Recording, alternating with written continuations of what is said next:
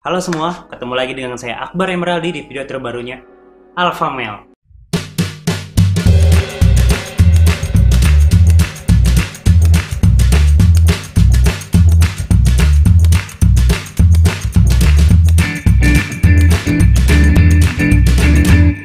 Sebelum kita mulai pembahasan hari ini, gue pengen nanya sesuatu nih ke kalian.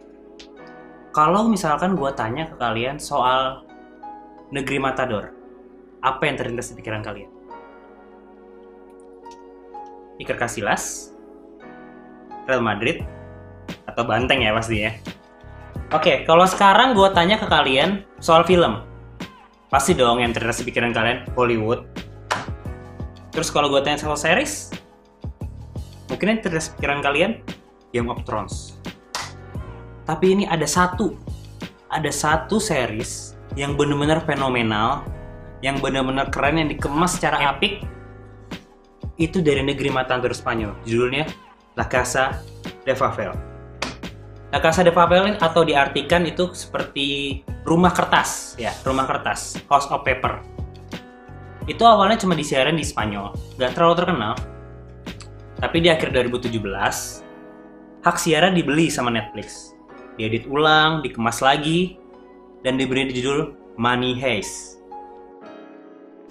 Money Heist bercerita tentang sebuah kelompok yang ingin melakukan perampokan tapi tidak ingin dinilai sebagai orang jahat. Kenapa? Yang pertama, mereka tidak benar-benar melakukan perampokan yang merugikan orang lain. Yang kedua, mereka tidak memperkaya orang yang sudah kaya, tapi mereka memperkaya diri mereka sendiri yang notabene adalah orang-orang miskin dan bahkan bagikan orang lain. Layaknya Robin Hood di zaman modern.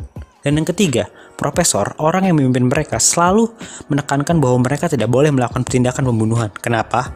Karena apabila mereka melakukan tindakan pembunuhan, apa bedanya mereka dengan penjahat? Apa bedanya mereka dengan teroris? Profesor melatih mereka selama 5 bulan. Menjelaskan secara detail tiap rencana mereka dari mulai mereka masuk, menyandra, sampai keluar. Rencana ini sudah disusun dengan sangat rapi dan nyaris sempurna oleh profesor selama bertahun-tahun. Tentu saja, tidak peduli sesempurna apapun rencana profesor, selalu ada konflik yang terjadi entah dari dalam maupun dari luar, yaitu pihak kepolisian. Selalu ada hal-hal yang membuat mereka harus berimprovisasi. Tapi disinilah kita melihat kecerdasan Sherlock Holmes. Disinilah kita bakal melihat sosok yang layak disebut Sherlock Holmes atau Napoleon Bonaparte dalam versi perampok. Profesor selalu membuat kita merasakan intensitas yang sangat tinggi, selalu membuat kita bertanya-tanya, selalu membuat kita pusing. Tapi profesor menjawab segala pertanyaan kita dengan hal-hal yang tidak terduga. Seolah-olah dia sudah meramalkan setiap skenario terburuk yang ada. Nah, si Money Heist ini begitu edit ulang sama Netflix dan dibikin sama Netflix lalu disebarluaskan, nggak tahu kenapa bener-bener booming. Sumpah bener-bener booming. Kenapa bisa jadi booming? Satu, premisnya menarik. Kalau biasanya kalau misalkan cerita itu film, itu ceritanya perampokan, pasti biasanya fokusnya ke agent, polisi yang pengen nangkap si perampok. Kok ini enggak? Kita justru disuguhi aksi perampokan dari karakter-karakter utamanya yang perampok. Nah terus biasanya kalau misalnya kita nonton series, nggak tahu ya, mungkin gue aja yang IQ-nya rendah, gue suka kurang hafal dengan nama-nama pemerannya. Ada Kim Jong Un, Lee Jung Suk, atau biasanya kalau series-series itu identik dengan drama Korea. Gak semuanya dihafal. Nah, kalau ini enggak. Ini gampang diingat. Kenapa? Karena setiap karakternya dikasih nama semacam kode berupa nama-nama kota. Ada Tokyo, Berlin, Helsinki. Jadi gampang diingat. Nah, terus setiap karakternya itu punya tujuan yang jelas. Jadi setiap tokohnya itu punya tujuan tokoh. Itu yang jelas. Dan hubungan karakter yang bagus. Nah, seperti yang saya bilang tadi, mereka ini penjahat, tapi nggak mau dibilang jahat. Sampai-sampai kalau kita nonton mungkin bakal bingung, sebenarnya yang jahat siapa sih? Kalau kita nonton cuma 3 video atau 3 episode awalnya, mungkin merasa garing, bosen. Tapi percaya deh, saya jamin, waktu mulai episode keempat, nonton 1 episode lagi lah. Nanti sudah mulai episode 5, nonton 1 lagi ya.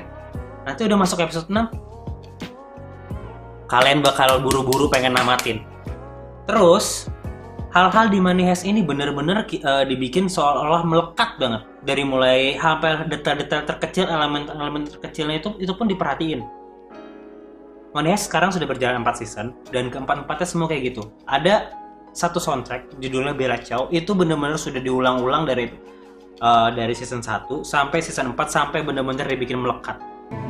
Delle genti che passeranno, bella ciao, bella ciao, bella ciao, ciao, ciao. Delle genti che passeranno, diranno che bel fiore.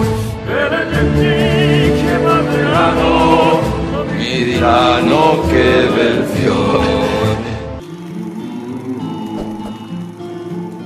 Nah, Netflix sendiri bener-bener ngapresiasi soal si Money Heist ini. Kenapa? Karena sekarang mereka sudah berada di urutan ketiga tontonan paling banyak ditonton di Netflix. Dan asal kalian tahu, mereka satu-satunya yang nggak pakai bahasa Inggris di antara jajaran atas. Sekarang menempatkan mereka di urutan pertama bahasa asing atau non-Inggris yang paling banyak ditonton. Series ya, series. Nah, terus oh ya, pernah dapat Grammy Award juga. And the International Emmy for Drama Series goes to La Casa de Papel. Oke, karena saya nggak mau ngasih review yang terlalu ke spoiler atau gimana, kita sudahin aja. Ingat selalu, kemarin ke masa lalu, hari ini buka lembaran baru, esok ke masa depan. Saya Akbar Emeraldi, kembali lagi di video Alpha Mail selanjutnya. Sampai ketemu.